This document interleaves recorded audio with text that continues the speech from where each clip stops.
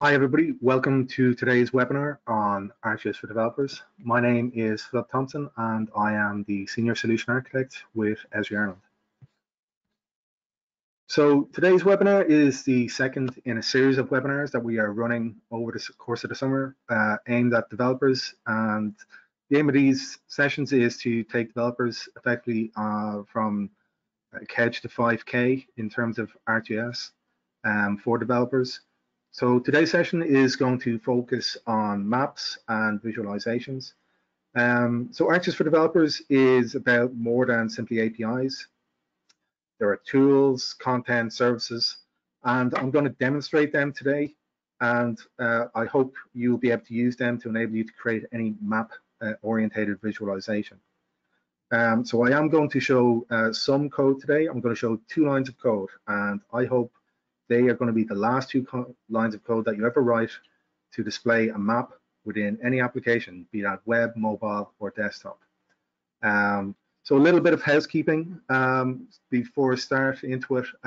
If you have any questions, do ask me, do post them within the webinar.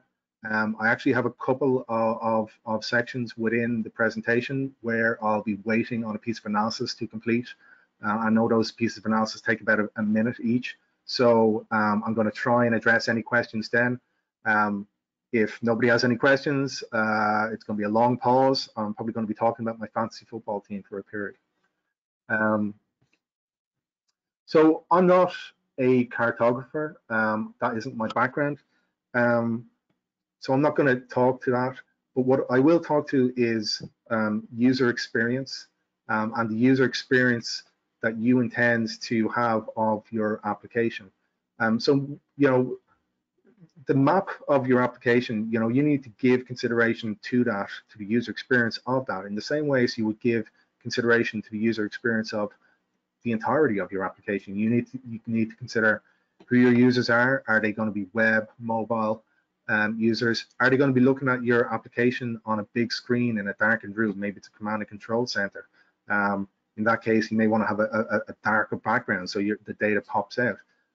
You may want to have the operational data, or the context when you're within your application. You may want it to pop up out from your map. So you may want to effectively have a much more subtle map behind your application.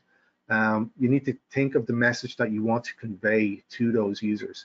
So you may need to give consideration to simplifying the data that is in front of you, simplifying the tools and the messaging that you're going to use, and that those tools are going to and data are going to convey to those users.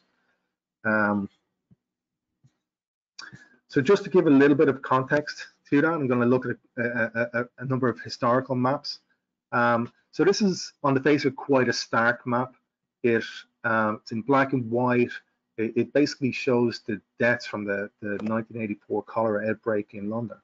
And if you actually look at this map, there's a number of very subtle things on it. There's a scale bar indicating distance.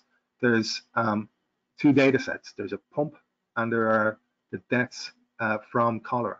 And if you then look at the map with that as your context, you can see quite clearly that most of the deaths are centered around a very specific pump in the Broad Street area. And John Snow used this as part of a presentation. So at the time, there was a lot of debate around the cause of disease and what it was called bad air or germs, effectively. And this gave a very compelling visualization to very clearly show that all of these deaths, there wasn't a random aspect to it. They were centered on a specific area. And once he did some testing of the water out of that pump, he was able to demonstrate that actually that was the source of the cholera outbreak. So again, the takeaway from this, think about the message that you want to convey, maybe only display information that is going to help in conveying that message. So I think this is a really relevant visualization in the modern day. If you're dealing with big data sets, if you're dealing with data that maybe contains personally identifiable information, you may want to aggregate that data. You may want to apply an element of pre-processing to your data in order to hide aspects of it, in order to summarize information, in order to be able to show the information you want to display and only that information. So in this specific case, Richard Verman used a series of regular circles to sum information within the geographic area underneath that.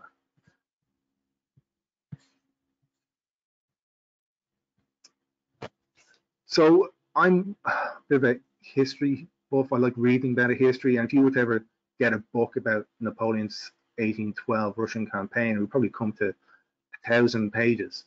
But this graphic and this map actually convey exactly what went right, what went wrong on that campaign. So you can see Napoleon started off with 422,000 troops at various places along the way. His troops were split, various engagements before finally making it to Moscow with 100,000 troops. And I guess the graphical aspect of this really comes into play on the retreat, where Charles Maynard is correlating falls in temperature with the actual decimation of the forces. And he's also correlating with specific geographic areas. So the crossing of the Berezina River and how the troops were decimated again at that point before finally making it back to Poland with only 10,000 troops. So for me, this is a great example of where you can convey a very, very complex story in a very simple way by having a map which demonstrates the story that you're looking to convey. So I guess a question that a lot of people ask is, well, what is a web map? Because I think people have an idea in their own minds that, well, a web map is any map that is on the internet. Well, in the context of ArcGIS and Esri technology, a web map is a very specific thing. In effect, it becomes a configuration file. It's a JSON file that contains a configuration of maps, services, how you want to visualize, what information you want to present within your map. And why that becomes really important to developers is that it creates a separation between your presentation tier and your business logic. So what I'm going to do is what I've done previously, which is look at the tutorials that are available within developers.arcgis.com. So this is an incredibly simple tutorial. This is my 2 lines of code. And rather helpfully for me, it has the final solution in CodePen. So I'm just going to look at the code of that final solution. So again, I'm importing libraries and modules that are going to be used, but here are the only 2 lines of code in this particular application. I'm instantiating a web map with an ID value, and I'm creating my map view with that web map. And if I have a look in the network traffic at what my web map represents in this case, I'll see that I have 4 operational layers. I have a base map, which is the topographic map in this case, 4 operational layers. One of those layers actually contains a filter. So in this case, I only want to see routes that can use bikes.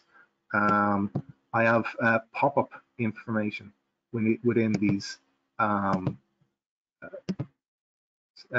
services. So all of the I don't need to do any coding in order to achieve any of those things. And if I just compare that to a similar application, so here's an application showing the same area. It has a number of services within it.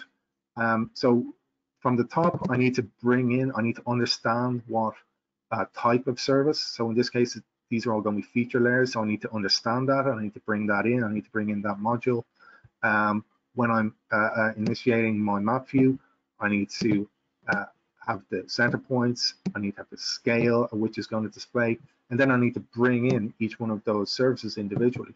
Now, in this case, it isn't a massive amount of code, but if I then need to make changes, if I need to bring in another service, I need to filter one of those services, I need to even just change the extent of which this initially displays, that's going to be a code change. I'm going to have to come back to my application, make that code change. Whereas if I have a separation between use a web map to create a separation of the visualization from the business logic. All I need to do is revisit my web map, make the change, save it, and the change will propagate straight out to the application. So what I'm going to do now is go into ArcGIS for developers and create a number of web maps. So hopefully at this stage you have already signed up to ArcGIS for developers. If you have, you will, and you go into ArcGIS for developers, you'll be presented with a screen somewhat like this. And in the top right, you will see a dashboard symbol. And this here are a series of options available to you within ArcGIS for developers. So what I want to do is create a new web map.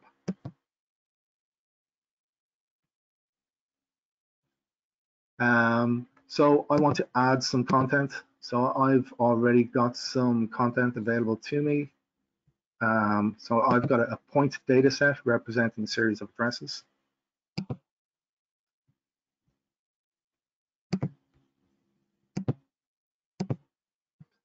And so here's that service, and there's a number of options available to me at this point. I can apply a filter.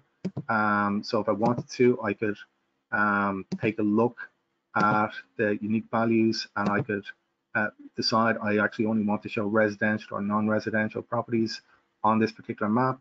I don't actually want to do that. If you look at the map, it is very much dots on a map, which is not what I want to show, because I know that I have some meaningful information within my map or within my data that I want to present to the users. So rather than showing simply the location, I want to show, I want to visualize the data based upon cost. So I haven't actually done anything here. I've simply indicated I want to visualize based on cost. And the UI has looked at the data, and it's also looked at my background mapping, and it has decided actually this is a nice color to apply, or to an appropriate color to display relative to this background mapping. It has broken up my data into intervals which it feels are appropriate. Now I can go in and I can change those breaks if needs be, but I kind of quite like the way it has broken that up. But I also, having looked at it, I also know that there is a mix of residential and commercial properties within this area. So I want to visualize this data based on a combination of those attributes. So I'm going to add another attribute in, which in this case is the address type. And if I simply look at that now, it has indicated the it is differentiated between the residential and commercial properties. I can immediately see which properties have the biggest costs associated with them, what type of property they are. So I'm going to save that now.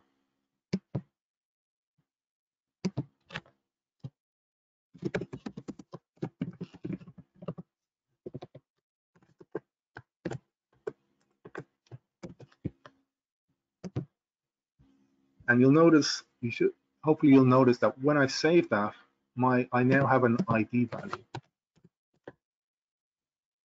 If I take that ID value and go back to my sample and rerun it, hopefully that will now display after I sign in, because that content is still secure to me. So that map that I've just created now appears within my pre-existing application. All I've had to do is change the web map that is referred to. And I could go back to that web map and I could change those colors and that visualization, and I wouldn't need to rerun I would just need to refresh my application in the browser. I wouldn't need to change any aspect of the code. So I'm now going to take a look at the analysis services that are available to, or some of the analysis that are available to me. So I'm going to change the symbolization back to being a simple dot in this case. And if you see at the top here, there's an analysis tab. So I'm going to select that analysis tab, because this data, it's actually address data. I don't want to have that address data available. What I want is to summarize the information. I want to present effectively a form of heat map of the area. So I'm going to pick this aggregate tools analysis service. If I had a small area or I had another set of polygons, I could summarize into that. But I actually quite like the hexagon visualization and applying that. So I'm going to change the default down to 2 kilometers. I do not want to keep areas that have no points, and I'm not going to summarize any information. I'm simply going to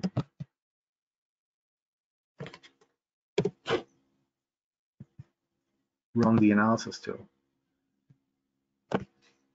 Now, what this analysis tool is then going to do is going to summarize that data. It's going to create a series of hex bins, and it's going to summarize how many properties sit within those specific hex bins.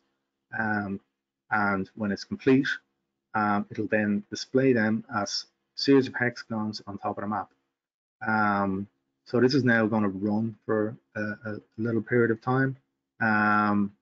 So no questions. So, you know, if you any questions, now is the time to ask them. It's just going to keep chugging away for another 30 seconds.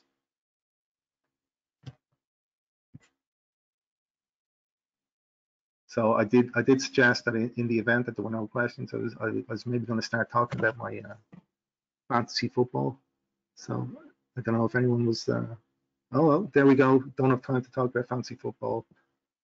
My hex bins have arrived to save us from that. So now I can remove my original data set from this map.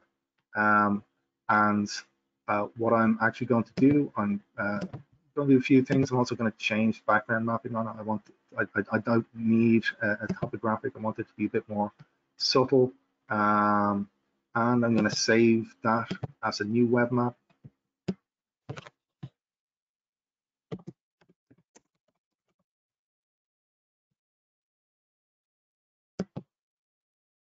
And when I do that, I save as, I get another new unique web map ID. And again, I'm going to go back to my sample application and rerun that.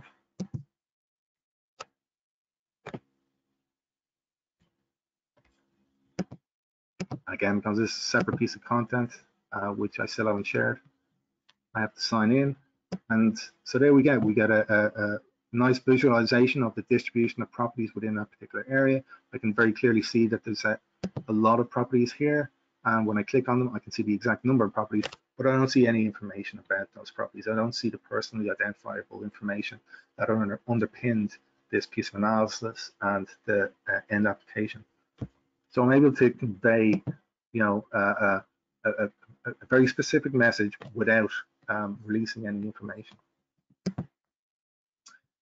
Okay, so I'm gonna, so there's another, the next use case that I want to show so I have a data set here. I have a spreadsheet, a very simple spreadsheet containing a series of countries and the number of visitors. What I want to show is a web application demonstrating the amount of visitors that have come to Donegal over the last year. Now, I've obviously made up these numbers. What I'm going to do, I'm now going to import that spreadsheet into my ArcGIS for Developers account. So I'm going to find that spreadsheet. And when I try and import that, the UI is going to take a look at the data, take a look at the fields within that, and it immediately sees that one of these fields is it's a field that has geographic information. And it doesn't have XY coordinates, but it has something that can be understood as geographic. It has a country, and what when I go to import this now, it's going to geocode each of those. Oops, provide some tags.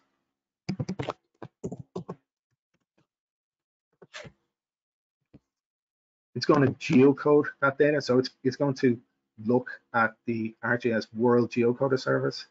It's going to try and find each one of those countries. It's going to find the center point for each of those countries, and it's going to get the XY coordinate, and it's going to associate that XY coordinate with that data.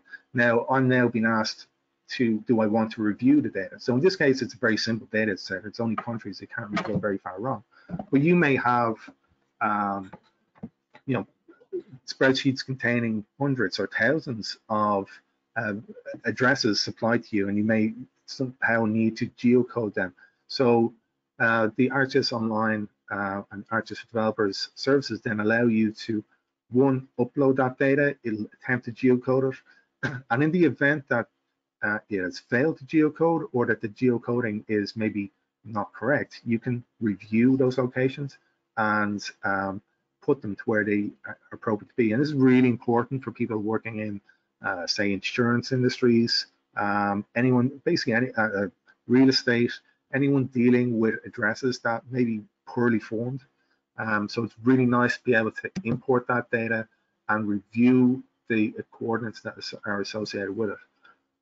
So I'm going to now look at that data within a web map, and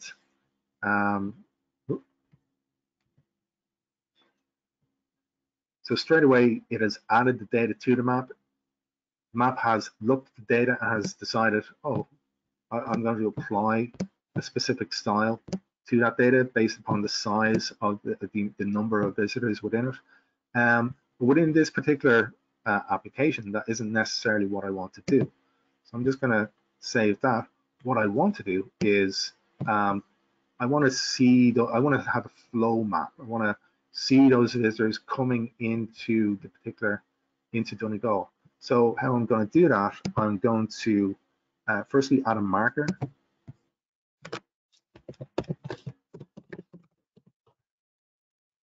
Representing Donegal, and in this case I'll simply use a pin, and then I'm going to use another analysis service. So in this case I'm going to use the find nearest service, and so I'm going to take the my point as the origin and the various countries as my destinations. I'm going to remove any of the limits, and I am going to simply allow that to run. So that's going to chug away for about a minute, unfortunately. Still no questions, so we may well have to dip into my fantasy football. What maybe is worth mentioning here is the so the next seminar, which is 16th of July, is going to focus on routing, directions, route optimization. So you may have noticed that there is a number of services there around routing, so they'll form a part of that. But there are also APIs that enable us to get a more granular level of analysis. So that analysis service has completed, and you can see, you know, not too bad. It's showing effectively what kind of looks like a flight path. But I don't like that symbology. I certainly don't like the color. So what I'm going to do is change that to symbolize on the basis of the number of visitors.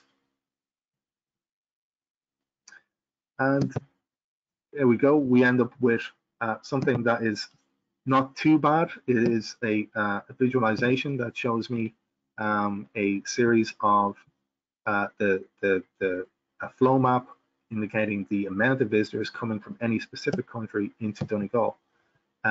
So I'm happy enough with that. I'm going to save that.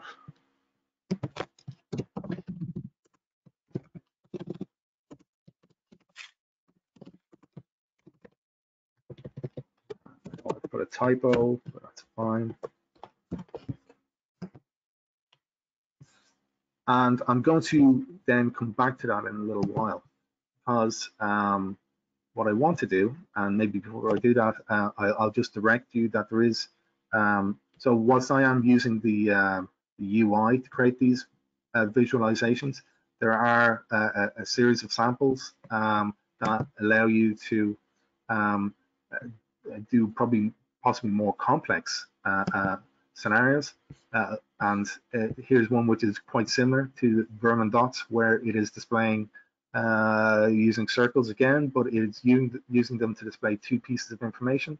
And if I go to an urban area, this is generally quite good. So the size of the dot in this case indicates the amount of forestry in the area, whilst the color indicates the amount of people living in the area. So the darker greens, very few people, but there's a lot of forestry. Oranges, a lot of people. And in this case, so you get a lot of suburban areas around cities, and they're actually still quite densely forested, but a lot of people. So that's, for me, that's quite an interesting thing to be able to show that you can have forestry in urban areas. So the last thing I was going to talk about today is the vector style editor. So ArcGIS for developers does come with a large number of background mapping services, but you may want to create your own background mapping. So there is an editor whereby you can one, have a look at all of the pre-existing background mapping services available to you, and some of these are actually quite fun in some respects. So I quite like this one. It's kind of an old, almost like a pirate style. So what I want to do is I want to take that style and I want to change some aspects of it. So when I open up this editor, it gives me a view of this style at various scales. Now what I want to do is I actually want to remove some of the layers of information. So what I want to do in my Donegal map is I want to, what I don't want to see is roads, because they're not really relevant for what I'm trying to do. So I want to take the roads out of the application.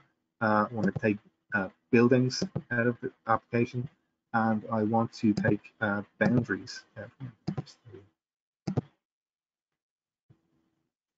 So I'm now going to save that.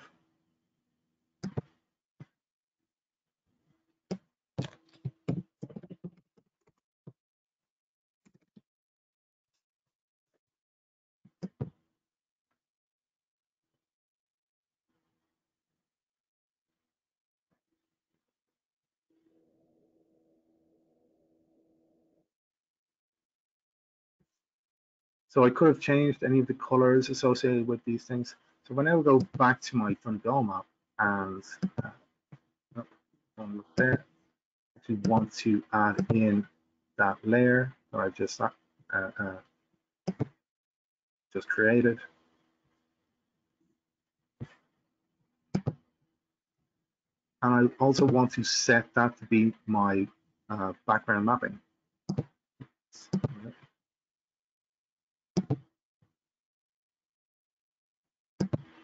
And I want to remove.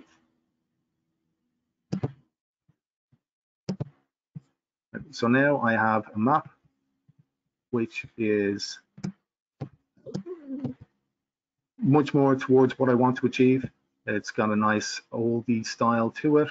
It's showing the amount of visitors who come to Donegal in a year, and I'm now going to save that.